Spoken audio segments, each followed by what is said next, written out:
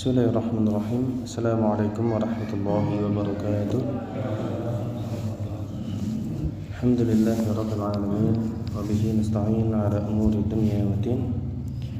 Wassalatu wassalamu ala asyrafil anbiya'i wal mursalin nabiyyina wa habibina Muhammadin wa ala alihi wa sahbihi ajma'in, amma ba'du. Segenap hadirin rahimani wa rahimakumullah, segala puji bagi Allah Ta'ala kita aturkan, yang mana karena izin dan rahmatnya kita bisa berkumpul di Masjid Al-Ikhlas ini. Semoga berkumpulnya kita di sini mendatangkan pahala, keridhaan dan keberkahan bagi kita semuanya. Allahumma amin. Salawat dan salam semoga tercurah limpahkan kepada baginda Nabi Allah Muhammad sallallahu alaihi wasallam, dan juga kepada keluarga, para sahabat dan mereka yang mengikuti beliau hingga di akhir nanti. Bapak Ibu yang kami hormati, pertama kami mohon maaf yang sebesarnya kalau pada pekan atau Sabtu kedua kemarin tidak bisa hadir. Qadarullah wa masya fa'al. Kami diamanahi untuk mengisi kajian di Masjid Agung Darussalam Purbalingga di alun-alun, sehingga amanah dari masjid yang diawasi langsung oleh pemerintah Purbalingga lebih kami kedepankan. Sekali lagi mohon maaf yang sebesarnya. Insyaallah pada kesempatan malam hari ini kita akan melanjutkan pengajian kita tentang kitab Arba'un Nawawiyah. Ya, insyaallah kita akan membahas hadis yang keempat. Hadis yang keempat. Di dalam hadis ini pembahasan intinya adalah tentang takdir, Bapak Ibu. Tentang apa? Takdir. Ya. Al-Imam An-Nawawi rahimahullah menyebutkan Hanabi Abdurrahman Abdullah bin Mas'ud radhiyallahu anhu qala, dari Abu Abdurrahman Abdullah bin Mas'ud, semoga Allah meridhai beliau mengatakan, haddatsana Rasulullah sallallahu alaihi wasallam wa huwa as-shadiqul masduq. Telah menceritakan kepada kami Rasulullah sallallahu alaihi wasallam, dan Rasulullah itu adalah as-shadiq dan al-masduq. As-shadiq artinya Rasulullah itu orangnya jujur. Rasulullah itu orangnya jujur. Al-masduq artinya apa yang disampaikan Rasul itu pasti benar. Ya. Apa yang disampaikan oleh Rasulullah SAW itu pasti benar. Ya. As-shadiq jujur, al-masduq dibenarkan. Dan apa yang akan disampaikan oleh Rasulullah SAW ini adalah perkara yang kalau kita gandingkan dengan ilmu modern itu masuk ke ilmu biologi.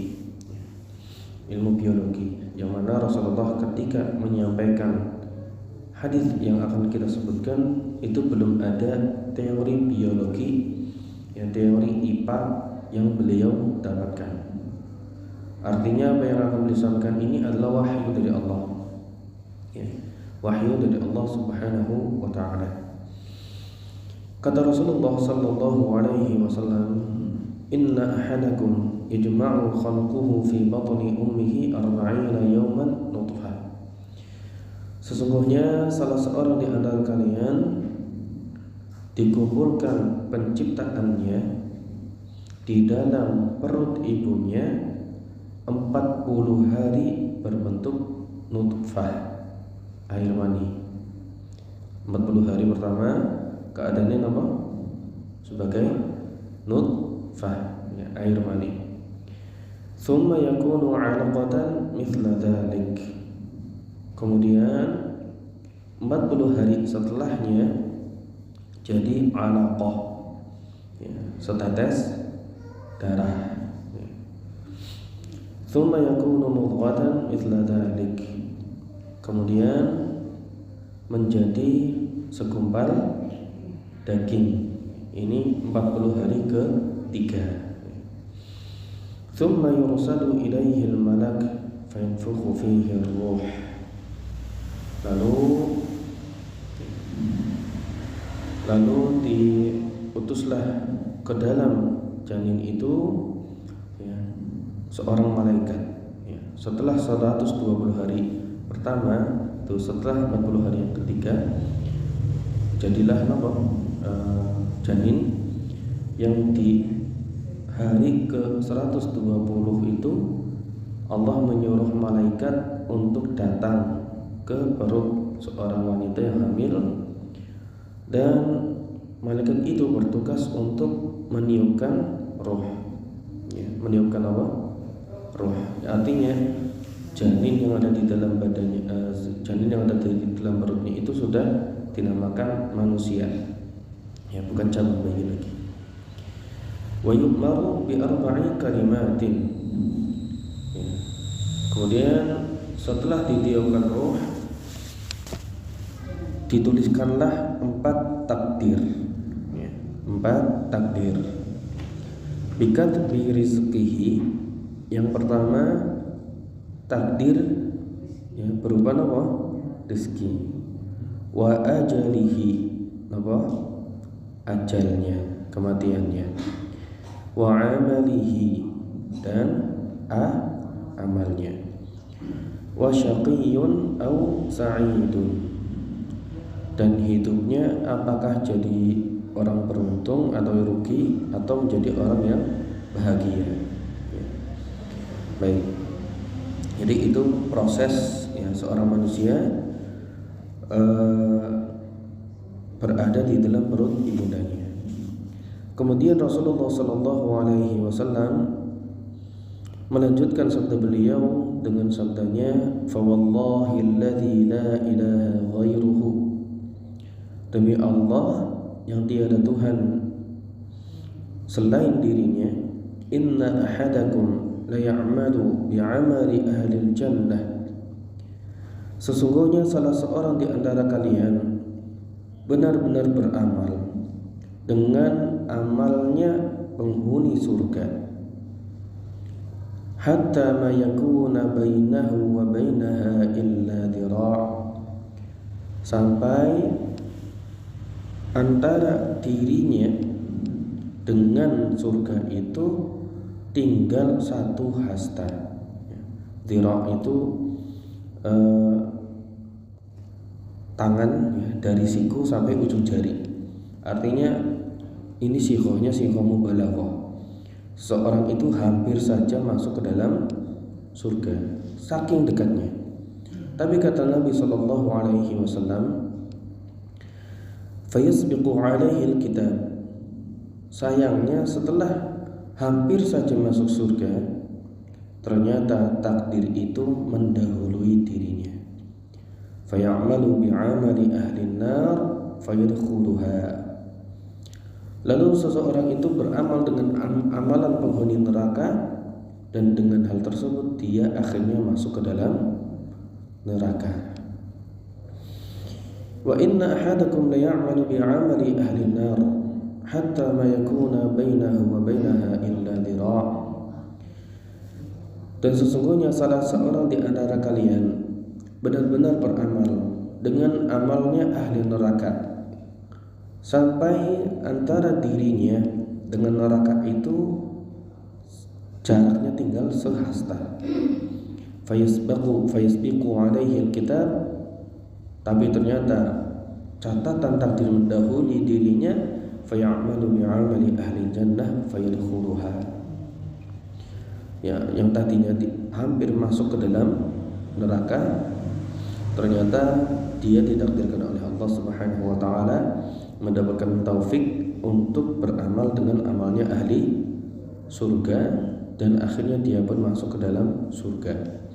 Rawahul Bukhari wa Muslim. Hadis ini diriwayatkan oleh Imam Al-Bukhari dan Imam Muslim. Ya. Baik Bapak Ibu yang kami hormati, dari apa yang beliau sampaikan tadi itu ada satu poin mengenai kenapa kita harus beramal. Kenapa kita harus beramal ya. Sebetulnya ini poin yang ada di bawah pembahasan ya, pembahasan akhir-akhir dari pembahasan ini. tapi kita dahulukan supaya tidak salah paham, ya. Supaya kita tidak salah paham, sehingga kita mengatakan nek pancen nyong mlebu surga, li nyong mlebu surga, ya langkung apa beramal lagi nyong mlebu neraka, ya pancen aku arep mlebu neraka ngapa beramal. Nah, sekarang kita perlu mengetahui bahwa pertanyaan ini pernah disampaikan oleh sahabat Rasulullah Sallallahu Alaihi Wasallam. Ya. Pertanyaan ini pernah disampaikan oleh mereka radhiyallahu anhum kepada Nabi Sallallahu Alaihi Wasallam. Kalau memang takdir itu sudah menentukan saya masuk neraka dan saya masuk surga, buat apa beramal? Gitu. Buat apa kita ibadah kapan gitu? Tapi Rasulullah Sallallahu Alaihi Wasallam menjawab dengan jawaban yang didasari oleh wahyu dari Allah. Kata beliau Sallallahu Alaihi Wasallam, "I'malu, beramallah, beramallah, entah sedang semangat apa maning nek lagi napa lagi amal awangan, i'malu beramalan, fa kullun muyassarun lima khuliqalahu." Semua orang itu dimudahkan oleh Allah untuk melakukan apa yang sudah ditakdirkan. Amma ahli sa'adah fayassaruna li'amali ahli sa'adah.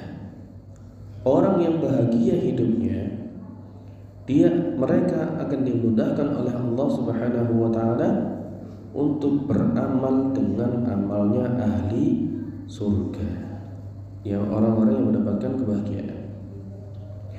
Wa amma ahli syaqawah, adapun orang-orang yang merugi, fayassaruna li'amali ahli syaqawah, mereka akan dimudahkan untuk melakukan perbuatan orang-orang yang merugi. Mereka akan dimudahkan untuk melakukan amal-amal ahli neraka.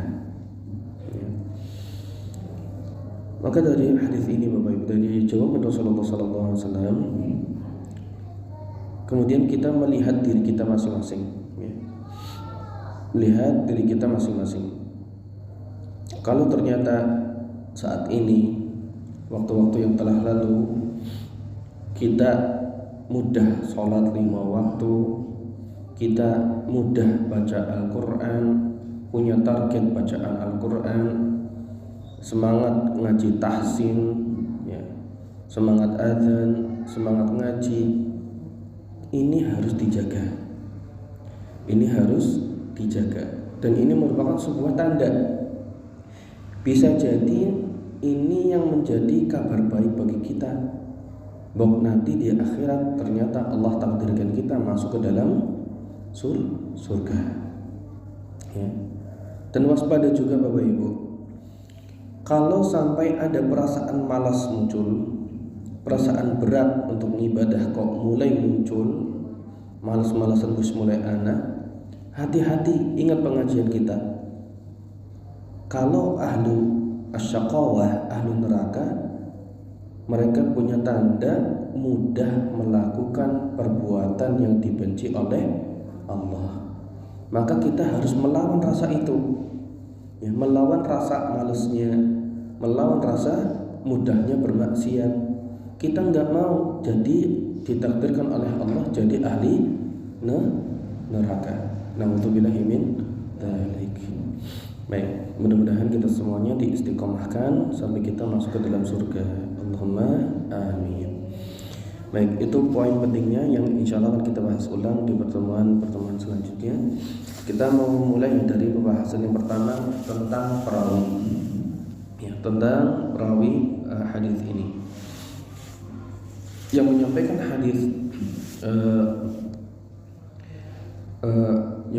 hadis inna ahadakum yujma'u khalquhu, yang meriwayatkan bernama Abdullah bin Mas'ud. Siapa? Abdullah bin Mas'ud radhiyallahu anhu. Beliau ini seorang sahabat Rasul sallallahu alaihi wasallam dan juga sekaligus sebagai khadim, pembantu. Bukan abdun, ya, bukan budaknya Nabi, tapi pembantu, pelayannya Nabi.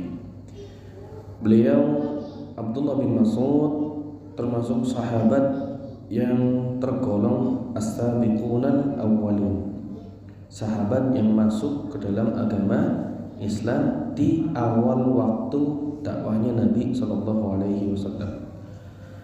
Dan Abdullah bin Mas'ud termasuk seorang sahabat yang menghadiri atau mengikuti perang Badar.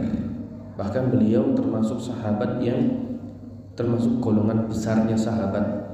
Ya, dari sekian ahli Badar, ya, dari sekian sahabat yang ikut perang Badar, beliau termasuk yang istimewa. Dari sisi karunia Allah yang Allah berikan kepadanya, Abdullah bin Mas'ud ini memiliki ciri khas secara fisik, bagus suaranya di dalam membaca Al-Quran.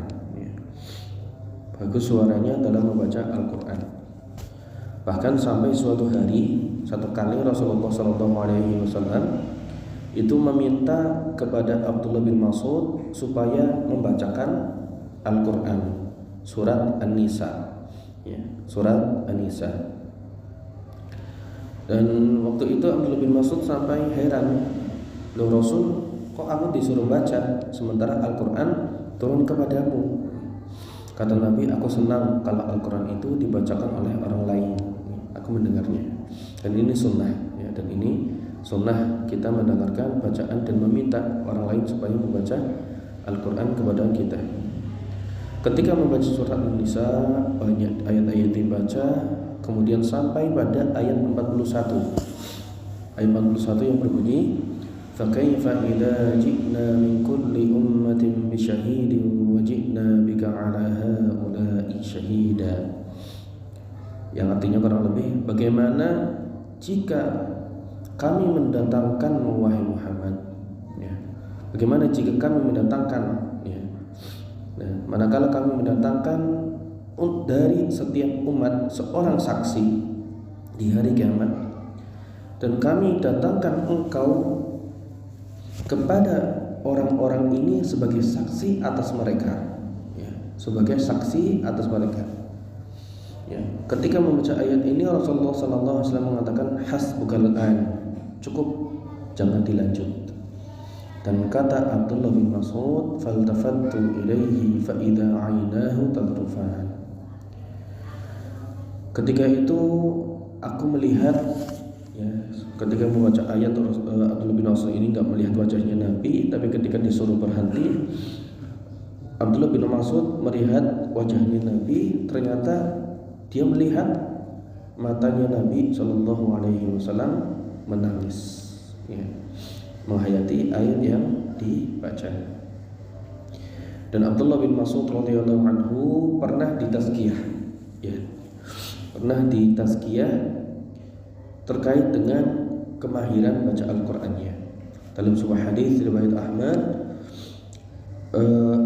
Abdullah bin Mas'ud radhiyallahu anhu ditazkiyah oleh Nabi dengan sabdanya, man ahabba an yaqra'a al-Qur'ana ghaddan kama unzil, barang siapa yang suka membaca Al-Qur'an sebagaimana yang diturunkan oleh Allah kepada malaikat Jibril dan malaikat Jibril kepada Rasul, falyaqra' ala qira'ati ibni ummi 'abdin, maka bacalah Al-Qur'an dengan bacaannya Ibnu Ummi Abdin, ya.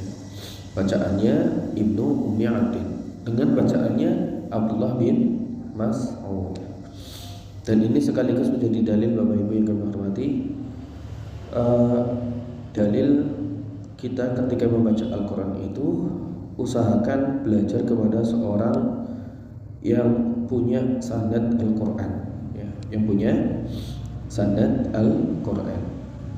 Kalau tidak punya sanad, minimal belajar kepada orang yang pernah belajar kepada guru yang bersanad, muridnya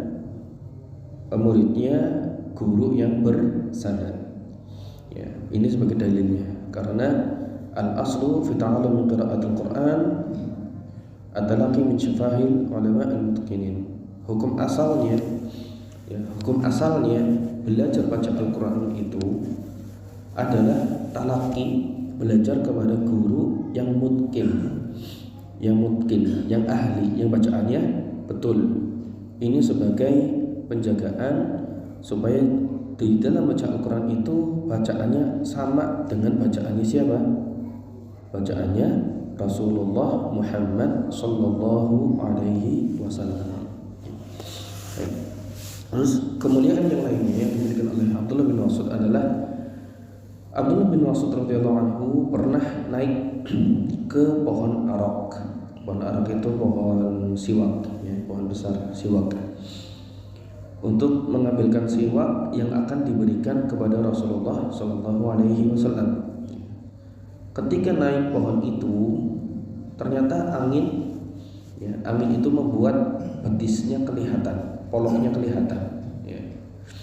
Dan ketika polongnya nampak dan para sahabat melihat polongnya itu, betisnya itu, ternyata betisnya itu kecil, waguk ketone.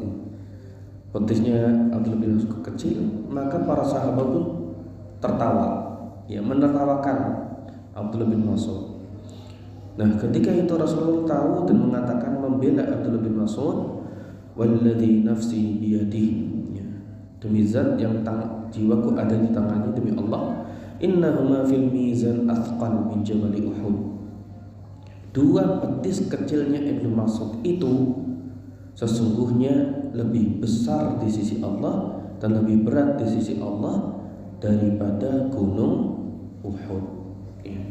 Ini menunjukkan kemuliaan yang dimiliki oleh Abdullah bin Mas'ud radhiyallahu anhu. Baik Bapak-Ibu yang kami hormati, itu biografi dari sahabat Abdullah bin Mas'ud radhiyallahu anhu. Kita masuk pada pembahasan hadisnya.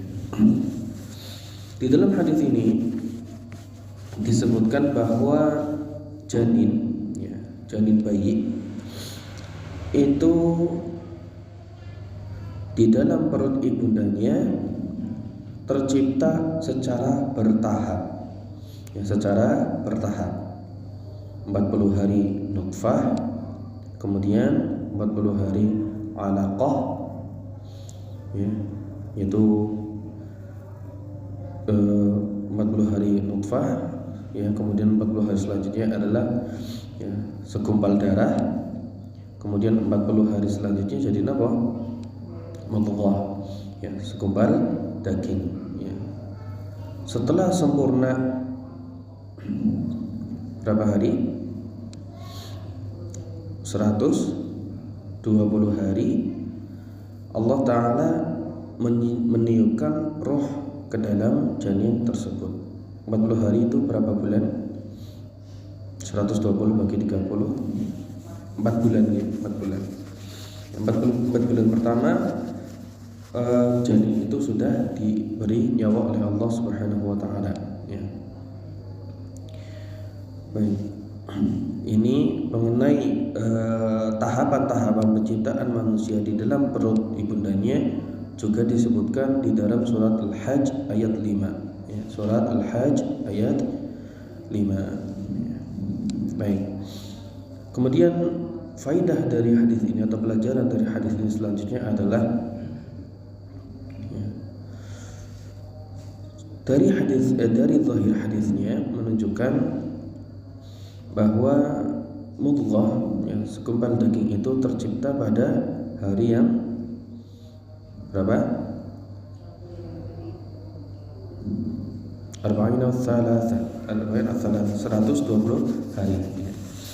Dan di waktu tersebut malaikat turun atau malaikat meniupkan roh ke dalam janin yang 4 bulan pertama.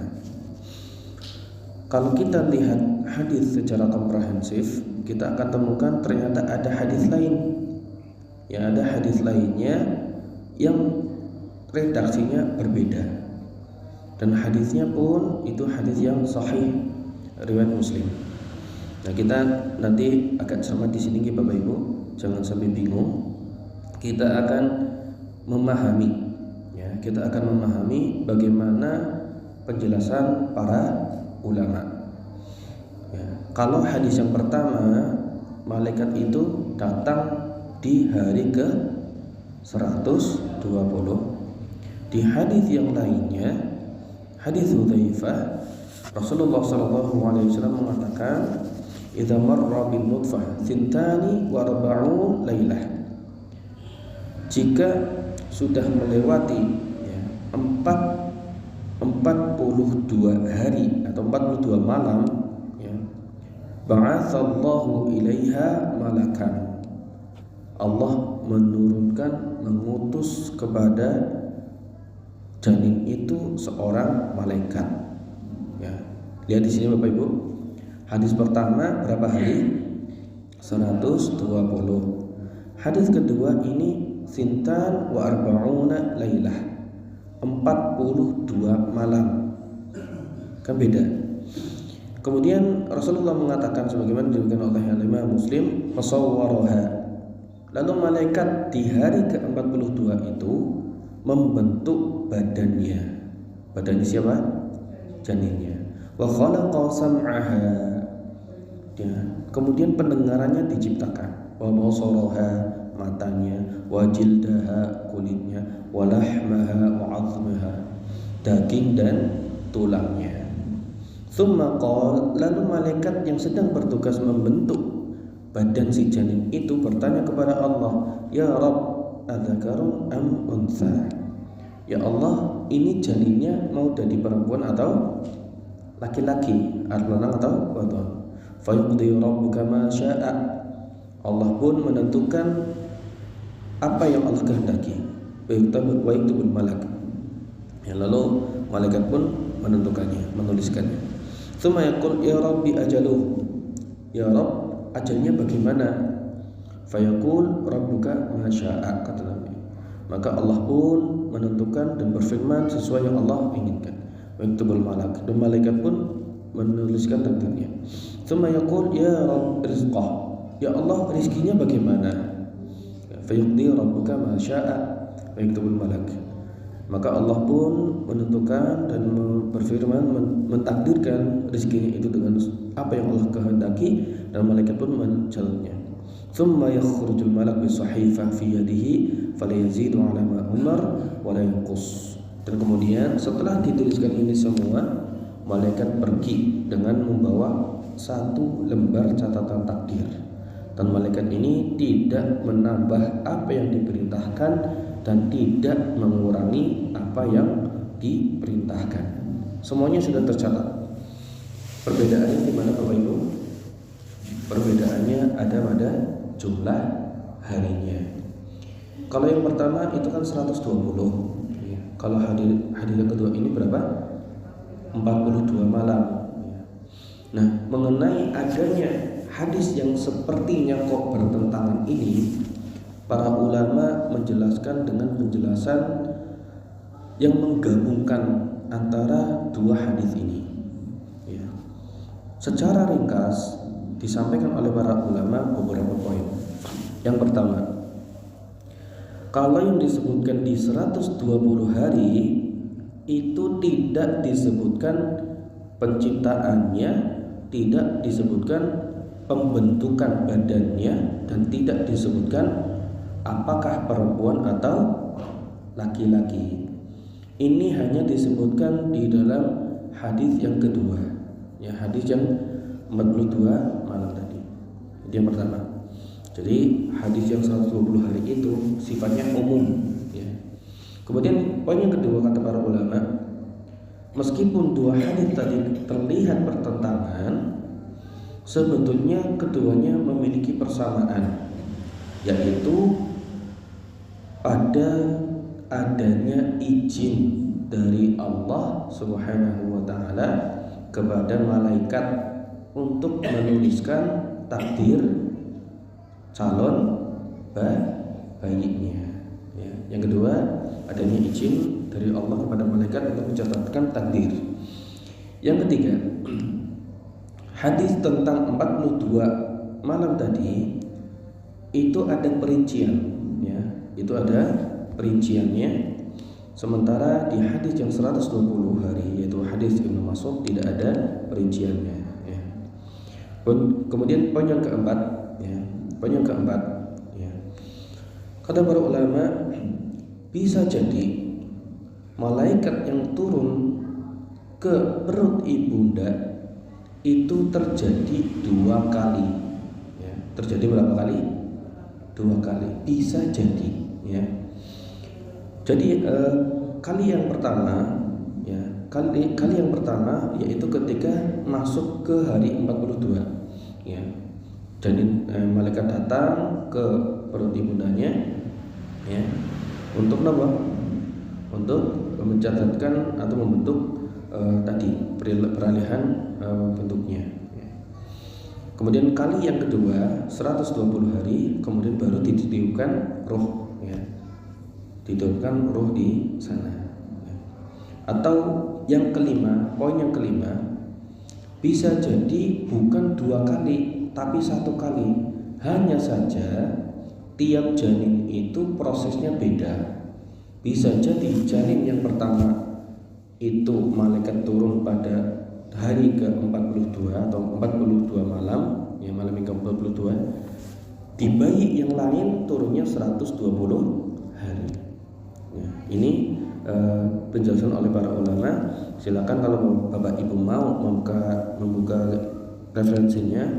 Penulis kitab Ad-Durrah Rusaniyah menyebutkan di antara referensi tentang 5 poin tadi, yang pertama al-mafham. Kemudian Syarah Sahih Muslim karya Imam Nawawi. Kemudian kitab Tuhfatul Mawdud, ya. Kemudian kitab Jami'ul Ulum wal Hikam karya Ibnu Rajab.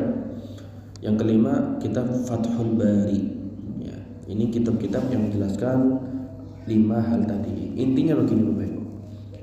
Hadis 2 tadi, entah malaikat yang datang malam 42 atau hari ke-120, hakikatnya tidak ada perbedaan. Semuanya bisa terjadi. Wallahu a'lam. Baik. Kemudian poin selanjutnya, ya, poin atau pelajaran selanjutnya. Cek. Kalau kata sedikit mawon nggih. Oke. Poin selanjutnya adalah pada kali ini. Poin selanjutnya Bapak Ibu adalah hikmah. Hikmah dan kebaikan Allah Subhanahu wa taala kepada ibu-ibu. Yang mana ibu-ibu itu kan dalam mengandung anak itu kan berproses gini. Pertama mual-mual dulu, kemudian dideteksi ada positif hamil, kemudian jadi segumpal daging, bayi, bulan ke-9 baru lahiran atau lebih kasih lagi. Ini semuanya mengandung hikmah, ya, mengandung hikmah. Ya. Kalau seandainya Allah Subhanahu wa taala menentukan dan menghendaki proses kehamilan terjadi dalam 1 malam, Allah mampu enggak? Mampu, sangat mampu. Tapi kan melasi ibu nih, prosesnya wangi esok-esok wis gede, ya kan kaget. Apakah ada badan yang dalam satu waktu itu jadi besar? Ada.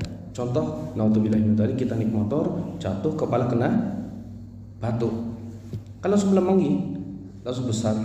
Tapi untuk proses janin itu bertahap, ala marahil. Ada prosesnya. Ini sebagai kasih sayang Allah Subhanahu wa taala kepada para wanita, ya, sehingga mereka mengandung anaknya itu dengan nyaman, ya, dengan nyaman, dengan tidak memudorotkan dirinya sendiri. Senyaman-nyaman apapun tetap ada apa ibu-ibu? Tetap ada mual, tetap ada ya kan. Kadang sampai apa? Nelengna bojone dhewe wis gede banget ya. Wah, dewangan katanya. Mual gitu nih, Masya Allah. Ala kulli hal, dengan ini dengan apa?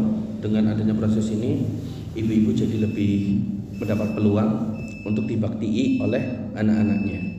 Hak ibu-ibu 3 kali lipat lebih banyak daripada bapak-bapak. Dan kita pun tahu bahwasanya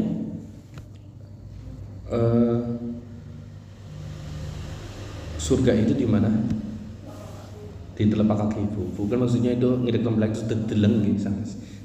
Tapi maksudnya itu adalah masuknya surga kita itu ditentukan oleh keadaan bagaimana bakti kita kepada ibu kita. Nah,